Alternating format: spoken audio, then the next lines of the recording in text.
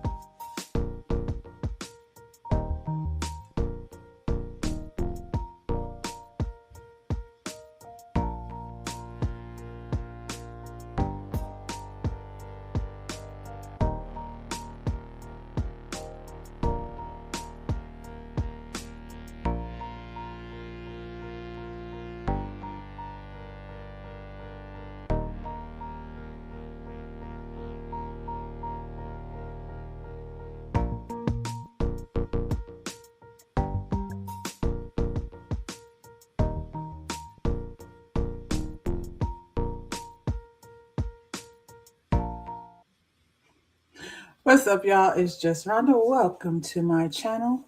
It's Tuesday morning. I hope everybody is like, are you at your desk? Do you have your coffee or tea or what have you? Whatever you're drinking this morning. It's coffee time, but I'm drinking tea. So don't tell nobody. Yeah. We halfway into February. Are y'all Valentine'sing? Love.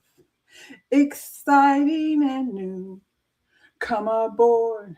They're expecting you, the love boat. Remember when we used to know like all of the theme songs for the TV shows? Do y'all know the theme songs? I don't even watch TV shows anymore, but I'm all over the place. Valentine's. Do y'all Valentine's? Are y'all Valentine'sing?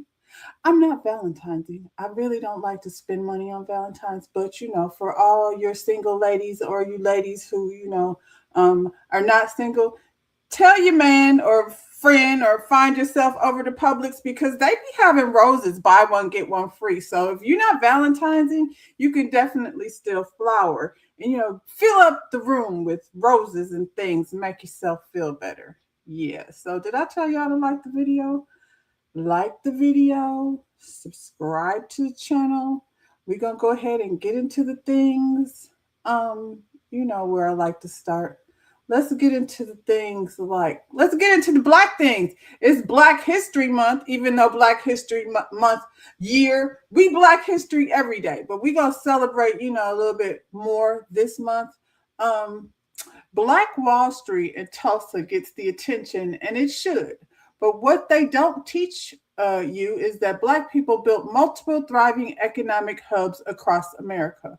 From Atlanta to Chicago to Harlem to Durham, Black communities created Black owned banks, Black owned newspapers, Black owned hotels and businesses, insurance companies worth millions, cultural centers that shaped America's music and art. Time to get back. Let's make America great again. Go back to the way we was doing things during segregation. I don't necessarily have a problem with it, but that's just me. What was going on over here? We can start at number 7. That's where they started. Sweet Auburn, Atlanta, Georgia, 1900s to the 1960s. The rich Black street in the world, home to Black banks, insurance companies, and Martin Luther King's birth home. Have you ever seen that? It was, I used to live in Atlanta, so I did get the opportunity to go visit his house. You better get over there while you can. It's going to be called Trump House before he get over done with it. Number 6, Bronzeville, Chicago, Illinois, 1920s to the 1950s.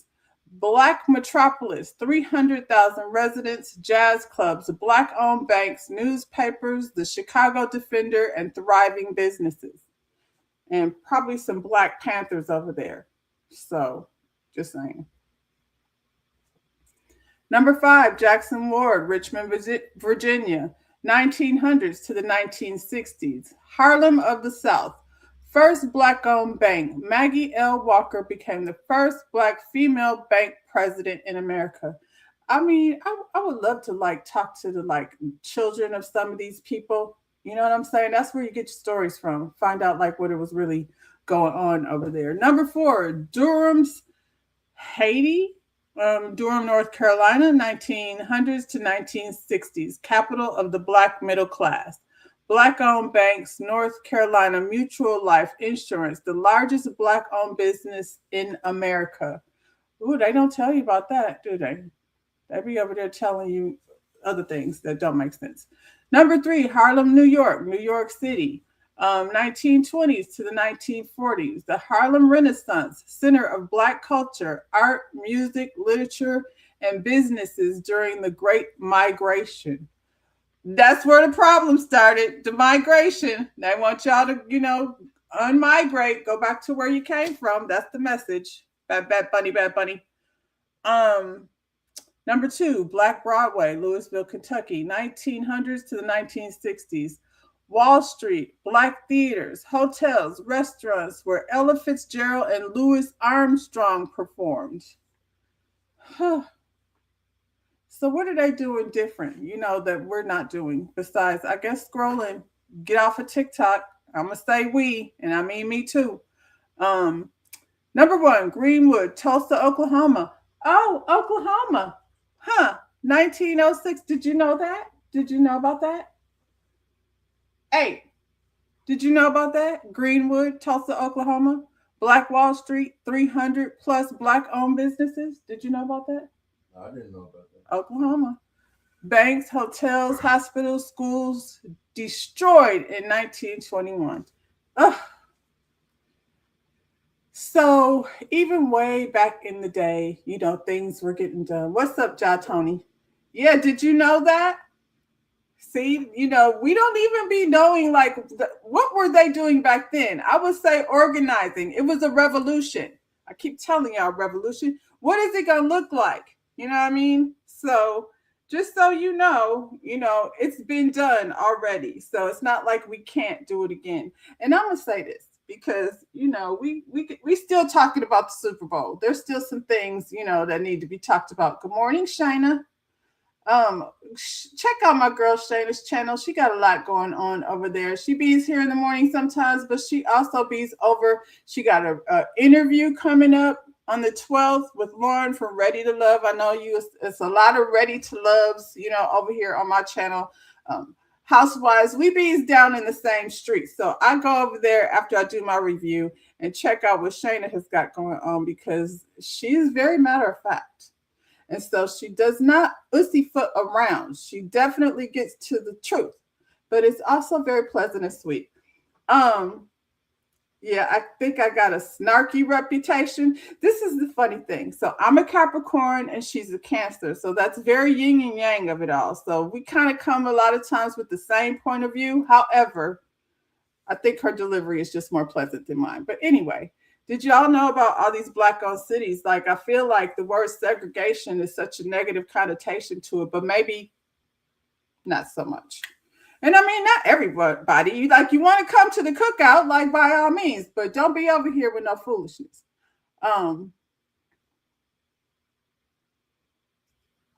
You said didn't know. Oh, you just taught. Yes, that's what I'm over here. I didn't know it either, Ja Tony. So I just come over here and yeah, I try to share it. You know what I'm saying? Because when I scroll, I would like to be scrolling on something that makes some sense, not looking at Blueface and NLE Choppa, make their kids fight with each other. So, what else, child? On to the next. We talk about, we love our Beyonce and our Kelly. And if you don't, well, shame on you. And I don't want to talk about no Illuminati or none of that foolishness. Beyonce be out here, motivating us with her, inspirational songs, have us dancing around in our blonde wigs and silver booty shorts. Kelly, can we talk about Kelly? Kelly is stunning. I don't know what her skin regimen is. I don't know what her aesthetics, her ancestry is, but the girl got it going on.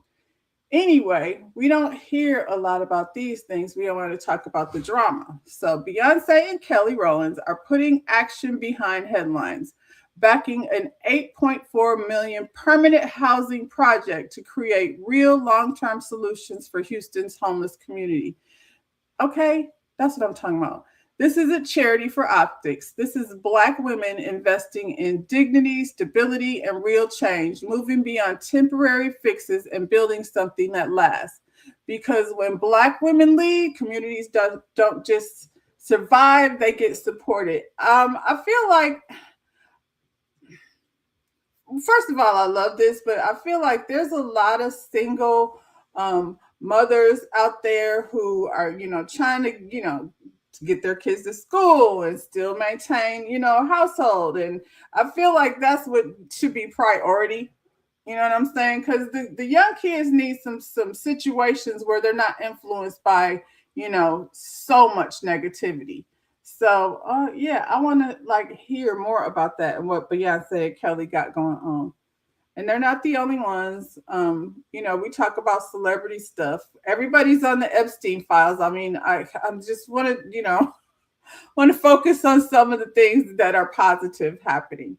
Usher and Big Sean. Youth are going to have such a good time. Take a look for yourself because I want you guys to see exactly what it looks like. Now, first when they arrived, they took the stage and they talked about their $1 million investment into what they're calling Detroit Tunnel. There's so many creative outlets. The youth are going to have such a good time. Take a look for yourself because I want you guys to see exactly what it looks like. Now, first when they arrived, they took the stage and they talked about their $1 million investment into what they're calling Detroit Tunnel. There's Detroit's entertainment innovation incubator, and it's for the youth, and it takes up the whole of the fifth floor at Michigan Central, where, that's the Boys and Girls Club. And the superstars say they hope it becomes a place where the youth ages 14 to 24 can find their Detroit's inner musician, inner talent, inner fashion designer, so they don't have to leave the city in order to hone their skills or chart their own path. And Big Sean says he wants talent to remain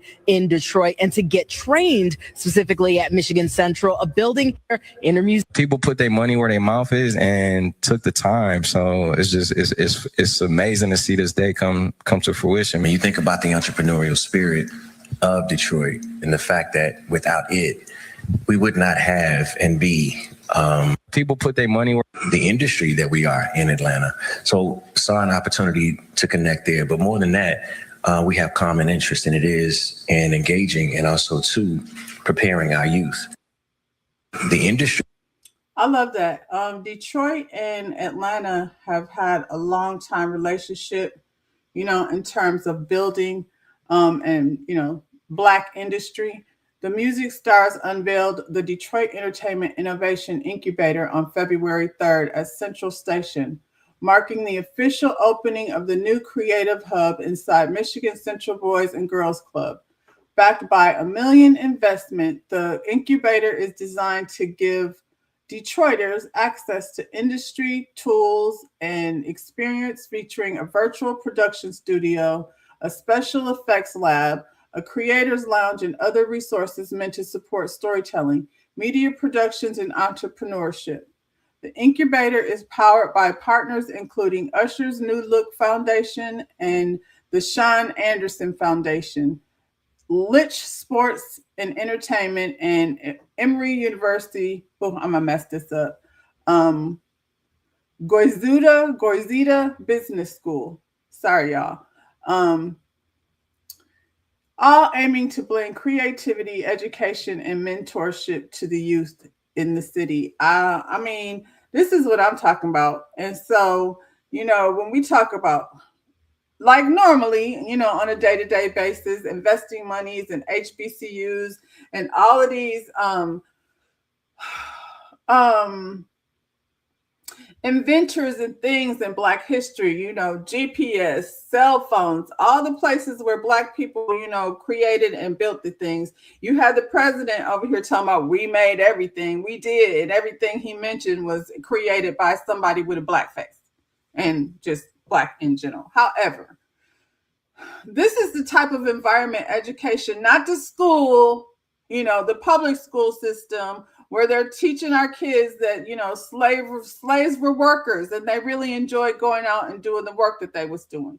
Meanwhile, they over here on Epstein Island, eating people or whatever they're doing over there. I like this. I love this, and hopefully, like I feel like Big Sean stay doing stuff, for his city. He loves his city, and Usher. I don't care what you say, Ti. I feel like Usher might be somewhere around the king of Atlanta. Y'all in Atlanta got a lot of kings and queens, but you got Beyonce and Kelly donating their money to, something very positive. Hopefully, we hear about these things that we don't hear no more. So Beyonce, stay involved over there, girl. It's Houston, and I feel like they love their city too. So positive things happen, and we ain't heard it nowhere else. But you know what? You heard it over here. I don't know if I'm first, but I'm somewhere in the conversation. Um, Now, the last story I shared about Waymo, and this is not my thing, but some of y'all are out here, all for it. Um, Waymo, the autonomous ride hailing company, co-led by CEO Takendra M. Malkana, has raised $16 billion in new funding, valuing the company at $126 billion. Do y'all have this? I don't have. I mean, maybe we have it. I'm not about to get no car that doesn't have a driver. That's all I'm saying. But a lot of people are doing it. The investment round was led by Dragoneer Investment Group (DST) and Sequoia Capital, with Alphabet remaining majority investor alongside several major global firms. So it's a lot of people like pulling their money together. But at the CEO position is a Black woman. We didn't know that. And she raised $16 billion in funding. What kind of rooms is she sitting in? Where she be hanging out at? What restaurants is she eating at? We need to know this lady. Her name is Takendra N. Malkana. Where she live? I think San Francisco. I think that's where that company hails out of. Anyway, owned by Alphabet Waymo. Waymo operates the world's first fully autonomous ride-hailing service. Ooh, that was a mouthful. Using advanced AI, real-time sensors, and detailed mapping rather than traditional GPS alone. The company has now completed more than 20 million rides, over 400,000 trips taken each week across major U.S. cities, including Los Angeles, Phoenix, Miami, Atlanta, and San Francisco Bay. Child, didn't we see one of these things on a railroad track and the person had to jump out? I'm trying to lift this lady up, but how y'all feel about riding around in a car with no driver? Waymo plans to use new funding to rapidly expand its service across the U.S. and internationally, with the plan to enter up to 20 additional cities. They about to blow up because some of y'all are daredevils, don't care about getting in no car. Honestly, maybe this electrical car thing could be better than a lot of the drivers, because I see some crazy shit around here where I live, including Tokyo and London. In 2025 alone, the platform delivered more than 15 million rides. Company leadership says Waymo has moved beyond proof of concept into large-scale commercial operations while maintaining a strong focus on safety. They would have to. According to the company, its autonomous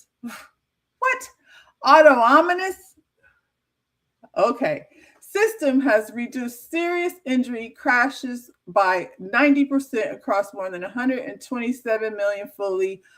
Oh, can we call this something else? Autonomous miles driven. Yeah, it looks like it's the wave. We go slow. We see how things work. Like I said, the whole time I'm sitting up here saying, "What's up, T?" The whole time I'm sitting up here saying, I don't think I want to get into, an automated car without a driver. The drivers in my neighborhood are nuts, and I feel like maybe I changed my mind. We'll see. Yeah, when you see somebody is acquiring $16 billion, as a CEO, they didn't DEI her, so Waymo is still putting the Black girlies and, people of color in positions of power. I want to know where those golf courses, does she play golf? I want to, know some more about this lady. Everybody's not necessarily out here doing good things. A month or so ago, we heard how the president of Morris Brown got fired. And then shortly after that, they, rehired him. And child, now he out here. I'm going to get my look at this on my phone. I can't read this from over there. I sounded a fool talking about the Waymo car. Yeah, he was over here, the president of Morris Brown. We were just talking about like these HBCUs. This is definitely a situation of put your hands on the table. Like, what is you doing over here with the money, child? He's just like the Michigan coach doing, way too much. So you never really know when someone might be recording a conversation. Footage that appears to be leaked in a leaked video involving Dr. Kevin James has been circulating online. I haven't seen it, but I'm going to look for it, and then I'm going to let y'all hear it when I find it. In the clip, James, the president of Atlanta-based HBCU Morris Brown College, is allegedly seen making sexual remarks to a woman he's considering hiring. She don't even have the job, but he felt comfortable enough. Even though I may want to, I've got to look at the big picture. This is a quote from him. James says at the start of a recording. He goes on to suggest bringing the woman to Atlanta, mentoring her, and possibly giving her a job. Possibly even mentioning the idea of making her his executive assistant. The video ends right after he says, if I give you the dick, then you might not be able to handle it. Excuse me, sir, can you imagine I'm guessing they're saying video, so it must have been some like streaming Zoom or, StreamYard or however they do their interviews. Can you imagine sitting in an interview and this troll looks at you and says that? What? No, thank you. I don't want the job. The date on the footage suggests it was initially taken around the time James first started working at Morris Brown. So he just got there. Man. On January 12th, no, they didn't. James announced on Facebook that Morris Brown College Board of Trustees had terminated him after 7 years, stating he was removed without specific cause or substantive explanation. I would love to know why they fired him and then hired him right back, because if they knew that and then hire him back again, now everybody need their hands on the table. Shoot. The college later released a statement thanking James for his service and naming trustee Nazing Shaw as interim president. However, before the month ended, Morris Brown announced that James had been reinstated. So why did they bring him back, I wonder? And now this video has surfaced. Maybe when we do these online interviews, we should probably go ahead and hit record too, just to make sure people's hands stay on the table. I can't imagine why he would be that comfortable. He's offered to fly this lady out and mentor her and do all these things, and she don't even have the job yet. And then he gonna talk about, if I give you the D, what the hell just happened here? And this is Morris Brown. This is the HBCU. We supposed to be doing things different than that. Good morning, Lotus Flower. So what you think about old boy over here at Morris Brown soliciting whatever that was he was doing on a job interview? Why do they feel that comfortable to do that? What is going on? That is blatant internet assault. Ew. Here's another one. What is this? Tuesday? Tuesdays is Bad Boy Tuesdays today. Because this is a bunch of bad boys over here. It's true. Here's your favorite comedian. I've often wondered, why is he here? I've never understood why. It's tragic. It's toxic. Y'all some nasty niggas. That's what it is.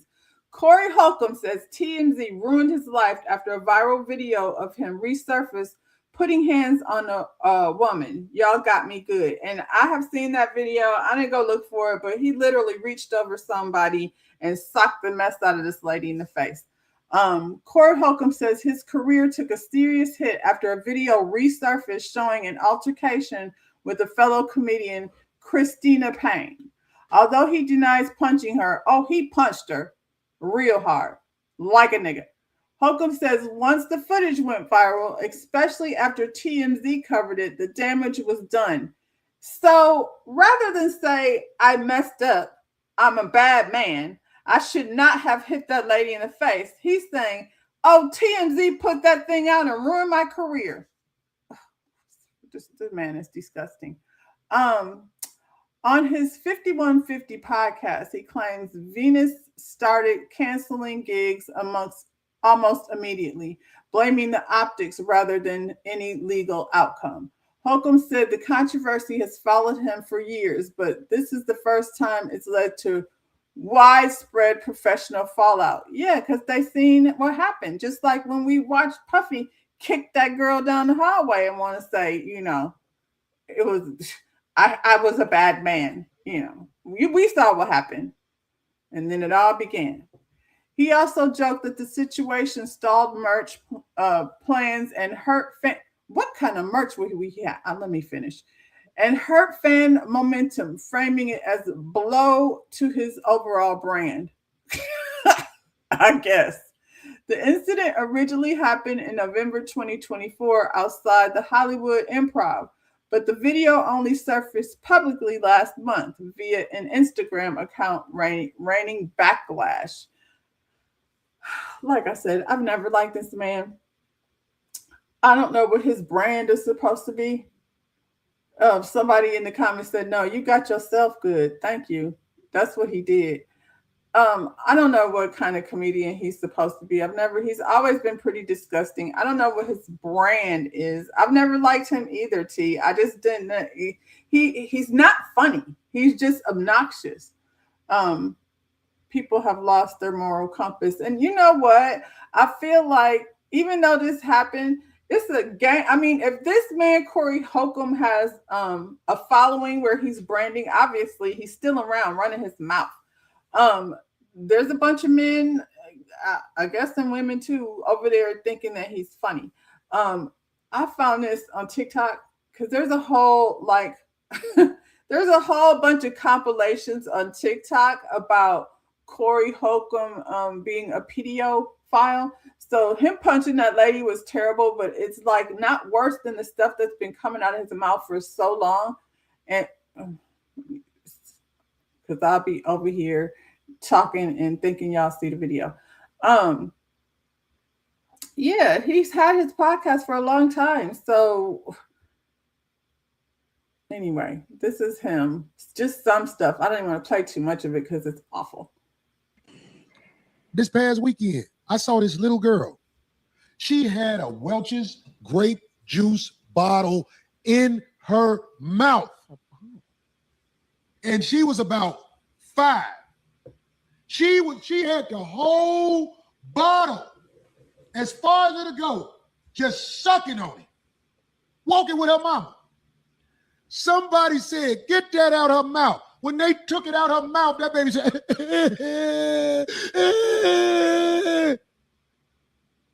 you know when she stopped crying? When a man picked her up and put her in her lap and started bouncing with her. Then she stopped crying and was looking like this. I said, that's a whore. What? That's a little whore growing right there. And everybody will say, Corey, what are you talking about? Corey, you crazy. Get the fuck out of here. This little girl was in her bliss with her mouth wide open. She was just, it had the cap on it and everything. They took it out of her mouth. Then a man picked her up and started shaking her on his knee. And she was like, I said, that's a whore. That's a little whore. It's just Corey Holcomb crazy. I almost want to go back and ask about that little girl and do a documentary on her life. So one day I can show I know what I'm talking about. But in this society, I'm a bad guy. That ain't nothing no little girl do unless she has the urge to do things like that. She has the urge to be satisfied. But ain't nobody gonna pick the Corey bad. Corey bad. Everybody, Corey, did you hear what Corey said? The little girl took the bottle out of her mouth and he said she gonna be a whore. Yes. And if it was more men in the house, the little daughters wouldn't be walking around with things preparing their jaw for hustle. Her jaw is being prepared for hustle. And this was a little girl. Her teeth aren't. Baby Goobler. I like that. I don't know who that lady is, but she's whack too. Oh, Quake, that happened to me for real one day. Okay, so I'm going to stop right there. If you want to see more of Corey and his amazing talents, you find yourself over there in the Corey Holcomb PDF file.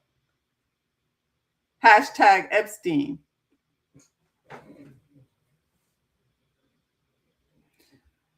For an immature mind, he's funny. Oh, it would have to be more than immature. That is just bad. It's uncomfortable to listen to. As I have matured, I find him to be disgusting and a stain to our community. Him and Ari Spears, who I've never liked either. And he sat up there and said a 5-year-old, 4-year-old is a whore. That is disgusting. Why would he say that? And why are you, child, don't leave your kids around Uncle Corey, because some things be going through his mind that probably should never. Now I got to go wash my brain. It won't happen with this. I don't know if y'all are watching Married to Medicine, but, you know, we didn't watch this boy grow up. And he was over here spending $60,000 on his mama's credit card with his bad attitude. And now he's over here defending his dad, something he's never done for his mother. We've not heard him necessarily come out and say anything about his mother, who he told, if you show me something I don't like, I'm going to snatch that food in front of you and give it to the dog. Huh. Whole 60K thing now, and I'm gonna clear some things up today. Now, I want to start it off by saying my dad is far from perfect. No one's perfect, but my dad is far from a bum. He's never been lazy my whole life. And in a world where Black men as fathers has such a negative stigma around it, my dad has never been nothing but supportive and there for our family and his kids. But I'm not here to talk about my dad. I'm here to talk about me. Now, that whole 60K thing, honestly, like it's not all it cracks out to be. The majority of that is probably food and gas. I'm not a big going out buying materialistic things with that 60K, bottles and da-da-da. Like, what you expect that to be, that's probably not what that is. But at the same time, I don't. Pause. I would much prefer he be spending the money on something more than food and gas. You want us to believe that you were eating. Where was you eating? And where were you driving to? Did you have to drive to, I don't know, LA to get your gas to drive around Atlanta for $60,000? Child. My coworker posted a video yesterday about me at work, and this has kind of been looming in the air for a minute. Who told y'all I never worked a job? Like, I don't know where that thought or idea came from, but like, I guess that's what I'm here to. All I hear is about the whole 60K thing now, and that's him and his dad. I don't know that anybody says Cecil was not a good. But like, I guess that's what I'm here to clear up today. Now, in high school, every summer I worked as a camp counselor at my high school. But I have videos. I won't put those in here because like it's a green screen photos, can't do it, whatever. But I got videos. That's in high school. So that's what, 15 to 17, 18. All right, cool. First summer out of high school, this is me working at Clean Juice. That's my dog, Ale. Shout out Ale, Clean Juice. I was a barista and a juice presser. Yep, get your clean juice. Now, if you follow the show, you also know that I did play basketball. So in the time during the school year, I'm in school playing basketball, not working a job. Fair. I'm blessed and spoiled. Absolutely, guys. Jeez. But I work jobs. Now, this is the next summer. Boom, valet. There's that Jeep y'all love. I don't love. This is valet, though. Me working valet next summer. Yep, parking cars. Now, after I stopped doing valet, I was playing basketball, cool. Then I stopped playing basketball during the year. So now I'm like, okay, now I just got to work and be in school. This is why I'm in school. Basketball came from. But like, I guess that's what I'm here to clear up. Basketball trainer. The triplets, you see me, I'm with my little dogs. The triplets, yep, basketball trainer. I'm getting older though, so that money wasn't working. There was a lot going on with that. Boom. New job, server assistant. Lure. Shout out my dog Casey, man. Server assistant. You see the gloves? Working. So that last picture was probably a year and a half ago, and I have been working at Nomos Cantina ever since. Graduated college, working at Nomos Cantina. I won't put a picture. If you don't believe me, pull up to Nomos, get you some food. Don't pull up if you're not getting you some food. I'm serving. I'm working today. You can pull up. I'll serve you. I think I'm cool. And these are the last couple of things I will leave us with, right? So one, honestly, guys, if you know me, I'm a pretty confident person. This like took, I felt a little slighted by some of this, but I didn't really care. Now, what I was bothered by was people that I've known my whole life turning into weirdos. That truly did bother me over like a reality TV show that I've been on since I was little. Like people that I truly grew up, basketball trainer, the triplets, you see me, I'm with my little dog. I truly grew up with acting like they didn't know me. That bothered me. But the last thing that I will say for real is people have been coming up to me talking about, you need to love your mom. You need to love your mom. I love people that come up to me and talk to me about the show. I'm always grateful for that. I don't think I'm a celebrity. Please come up to me. I love that. It's always appreciated. I love my mom like to the moon. I love her more than anything in the world. My dad, cool. That's my dog. I love her more than my dad. Like, you feel me? Like, that's just our relationship. We clash, and everyone acts like everyone's been in an argument with their mother before about something. Everyone's argued with their mom before, but everyone isn't on TV to broadcast that argument for other people to feel like they can give their opinion. You feel me? Like, don't act like I don't love my mom just because we got into an argument. Like, y'all argue with y'all mom, and I think y'all love y'all moms. Feel me? I truly grew up with acting like they didn't know me. That. I mean, I don't feel like any of that is the reason why. Well, I don't think you don't love your mom. I mean, obviously, you should be loving somebody that's financing your life. Okay, first question. He named all these jobs he has. So then if you work in all these jobs, why are you spending $60,000 on a credit card for food and gas? I mean, you got gas money. You had all these jobs before. You don't pay for where you live. You don't pay for, because they said that, don't put shit on TV if you don't want us to talk about it. What'd you say, T? They turned on him because of his disrespect and entitled behavior. That's exactly what I'm talking about. You saying I worked all these jobs. Your mother is like in tears, hollering and screams. She hollers and screams all the time. But it was just like, it was heartbreaking a little bit, even though I wasn't even feeling Simone, but I felt bad for her because I was like, good grief. Y'all are like draining this lady. She's saying that she's not going to even be able to retire. I'm not sure. Miles doesn't say much of anything. He just sits in the corner and, nods and, grunts. But Michael in that big mouth, like I said, threatened to snatch her food away. If you're going to say something I don't like, then, I'm going to throw their food over there to the dog. So I think that's the part that had people kind of worked up. I don't think anybody said that Cecil is a bad father. People said Cecil is a bad husband. So, I mean, I don't think you could think. And when I say people, I mean your mama, because she keeps on telling Dr. Heavenly, and anybody that tells Heavenly anything, you mean for that to be spread across YouTube and anywhere else, she can speak about it. Even the dad has reared those boys to squeeze and disrespect their mom. Yeah, because he does it, and Simone, an educated woman who demands respect from the world, but takes crap from her husband and her boys. Remember when Simone moved out? She got a whole nother house away from these children and her husband. So I don't know if she still got it. Like one season she bought a house and does she still live there with them? I think he still sounds like an entitled little asshole. Your mama don't care about you spending $60,000, on gas, and I would love to see the receipts. He's driving a Jeep. So how much does it cost to fill up a Jeep? $60? I don't know. It depends on where you at, I guess. Child, I'll be over here tomorrow because I have left, Married to Medicine kind of hanging in the lurch. So We're going to come back tomorrow at 7 and get into some Married to Medicine. T, I know you got some things to say about it. And, Simone is online telling us that, her man got money in his account. And I'm like, but you were the one that said it. We wouldn't know any of these things. We didn't know you hate your husband. You don't like the boys that much. Those are things that she said. So, yeah, we'll talk about that tomorrow. But these ladies at Bravo, this darn Bad Bunny, he is a Bad Bunny, isn't he? You said you don't watch Married to Medicine. Those women will never represent excellence.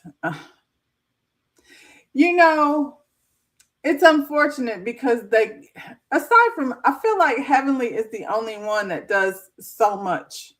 It takes $70 to fill up a Jeep. I was close. I don't know how many $70 it takes to get to 60,000.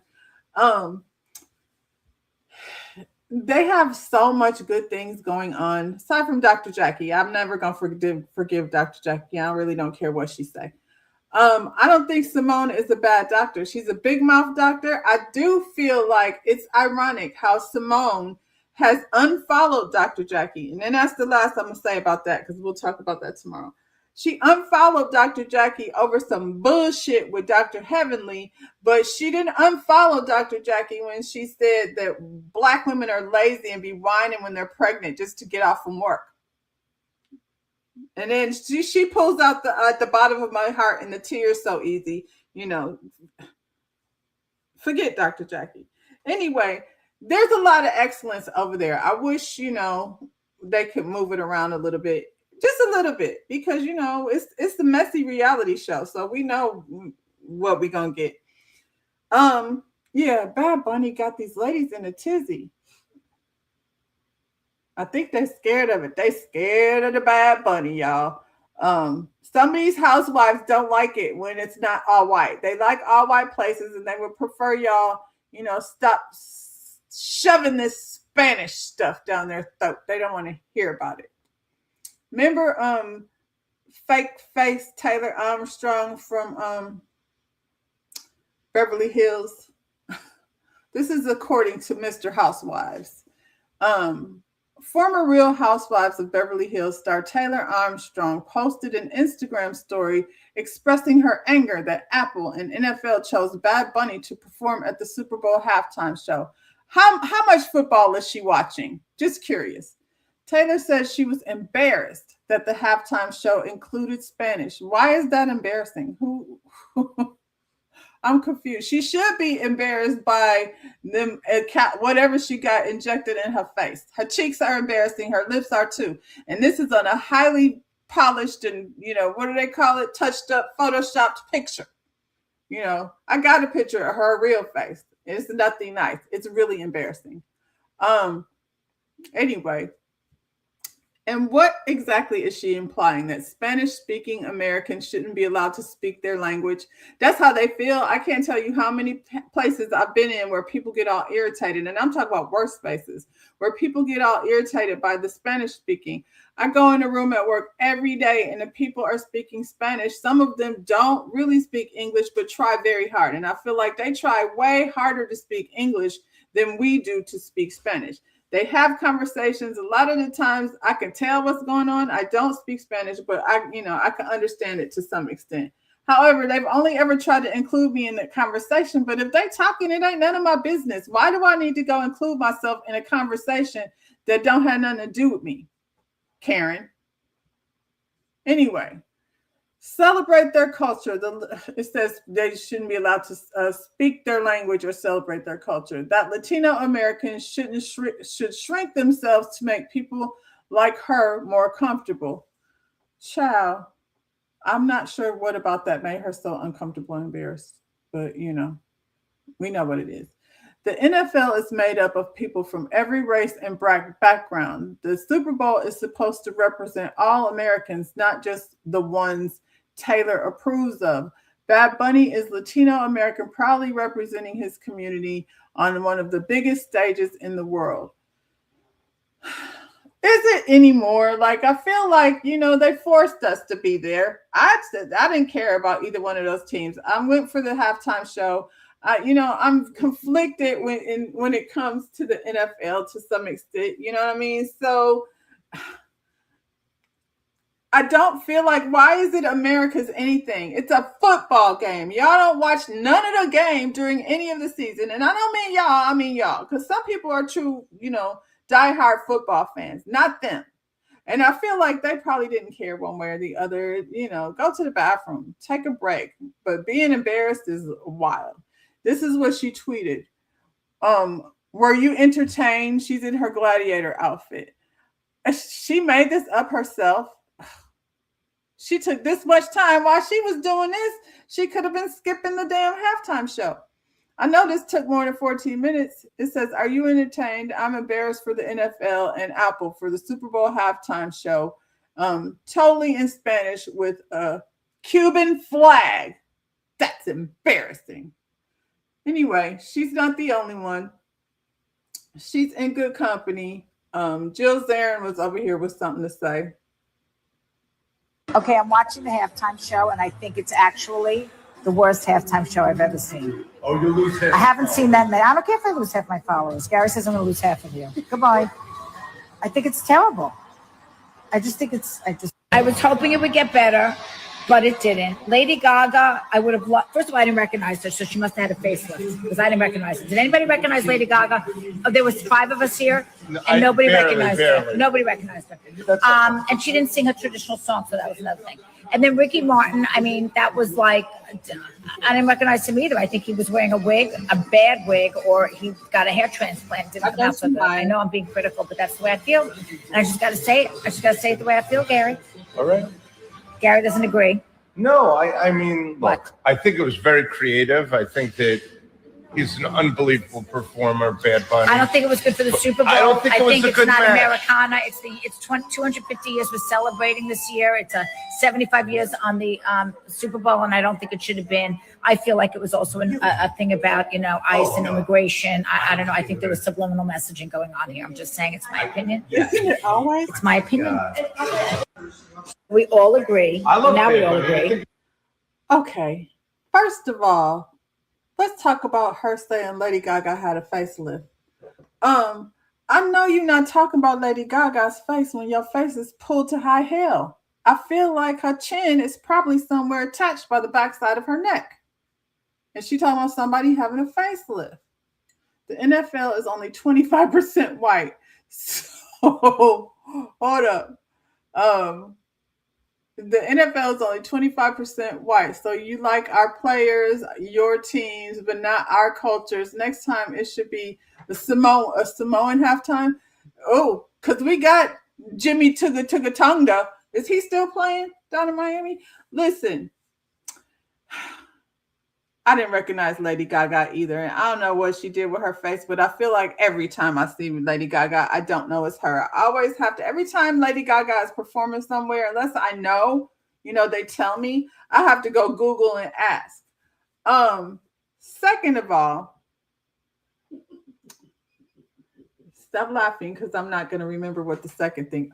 Oh, Ricky Martin. She is out of her mind. Ricky Martin looked very good. So, again, I don't know who that man was she was sitting next to, but he wasn't no Ricky Martin. They just wear me out. That's what I said. They don't even watch football. This is the thing, Jill Zarin. They had a whole alternative. All you MAGA motherfuckers, I'm sorry, it's early in the morning, but they had a whole nother show for y'all with Kid Rock over there in his roller set and probably hair extensions. They had a whole nother show planned for y'all, but you was over here. Even the president. The whole point was y'all didn't want to see Bad Bunny. Y'all didn't want to see Bad Bunny because he wasn't going to be speaking English. Novayo. I just found out that's New York, so I'm gonna say it when I can say it. Anyway, they had a whole nother show for you, so you watched the Super Bowl just so you could say you didn't like it.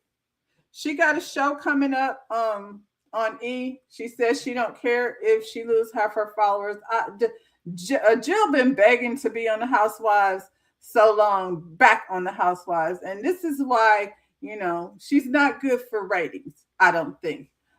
Andy knows that, and this is what he had to say about it. Because they go straight to Andy whenever these housewives do something stupid. Just, I don't know. Call E. Right. I mean, Taylor Armstrong, did you see her post? Yes. Two people who are not employed by Bravo anymore. So just a Cuban flag.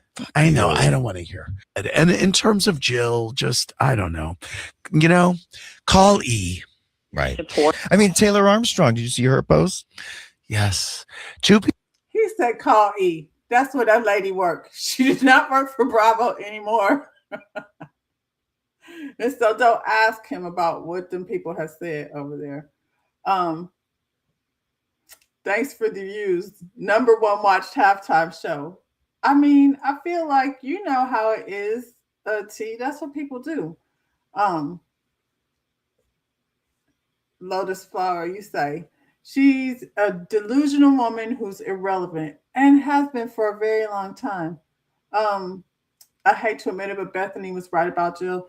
Bethany has her own issues. Bethany get on my nerves a lot of the times, but she was out there though in Puerto Rico with her friend and his private jet, making sure those people had, water and stuff like that. So she's a former New York housewife. I feel like those New York housewives are cut from a certain cloth.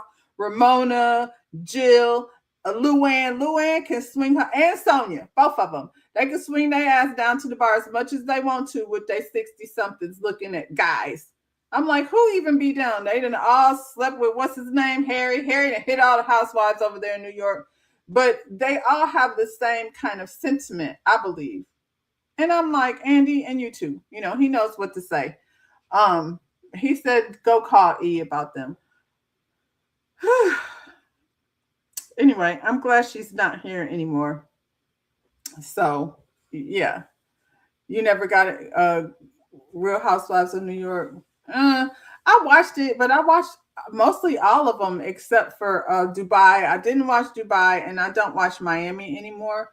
But yeah, it is like that feeling. Like I hate to agree with Bethany because Bethany be out of pocket a lot of times, but I was always on Bethany's side though, as it related to Jill. Jill was so mad that Bethany was getting her money. She wanted Bethany to be her sidekick, and Bethany is the quad of New York City housewives. She was like the broke girl in comparison to their money, who I think her money outweighs all of them now at this point. Yeah, that's it. Do y'all do DoorDash?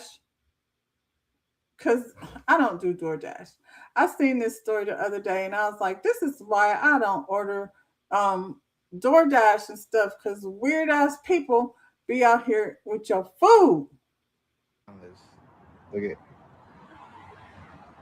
this food's he's door dashing and taking food from the people. Oh, what a sick food. He's putting his shoes on there. Oh, wow. Wow. Wow. Wow. I got you on camera, bro. You're sick, bro. You're fucking disgusting. Why are you gonna put your shoes? You're disgusting, bro. You're nasty, bro. This guy's putting shoes on the people's food. You're disgusting, bro. You're fucking sick. You're fucking disgusting, bro. I got you on camera, bro. It's mine. Huh? It's mine. It's yours? Mine. Okay, bro. It's yours. Sick fuck. Who's hella scandalous. He said it's his. He know darn well, so he could not just go in the house, take the people's food. You know what I'm saying? Drop it on the porch or whatever they tell you to do with it. He had to wipe his feet, not his feet, but his shoe. He wiped his shoe on the food. Y'all, DoorDash, be careful with it. One of the places around here, they stapled your thing so tight you need a screwdriver to get to your food. But I just call ahead and pick it up. Ooh, we just can't trust it. Can't trust the joke. You out here struggling, obviously, because of this economy. You got to drive your car around. You know what it's like. And now you mad at the people. What, they didn't put the tip on the thing? Get out of here with that wiping your shoes on people's food. Ugh, I'm going to just cook my own food from now. And I don't trust none of y'all. We can't end on that note. We can't end with the nasty DoorDash man was out here putting his feet on people's food. We'll end with this lady right here. Chappelle Anderson, the Black woman and mother of 6, making 100 lunches a day so no child goes in her community hungry. Chappelle Anderson, a mother of 6 from North St. Louis. Shout out to St. Louis. They got Chappelle out here doing a daggone thing. Has been a one-woman army against childhood hunger. For the last 5 years, she's dedicated her time and money to preparing 100 free lunches every single school day, filled with peanut butter and jelly sandwiches, juice, fruit, cookies, snacks. You better put something besides all that sugar in them lunches, Chappelle. And any child in her neighborhood who asks. Her mission is simple but powerful. No child should come home hungry. What began with her own pocket now continues with community donations and GoFundMe help to cover costs for kids. And sometimes their parents line up at the door after school knowing a bag of food is waiting. Anderson dreams of expanding her work into a mobile operation, reaching even more children in need. As she says, I'm just doing my part. I like this. Get this lady some money. Beyonce and Kelly got Houston. Who got St. Louis? Oh, I know. Nelly, get your ass from over at the mega party and see what you can do with Miss Chappelle up here giving out lunches to the kids. Once you're done traveling around the world with Kid Rock, check on your people over here in St. Louis. That's all I got today, y'all. Like the video, subscribe to the channel. It's Coffee Talk, and I'll see you tomorrow at 10, and we can do this all over again. Bye, y'all.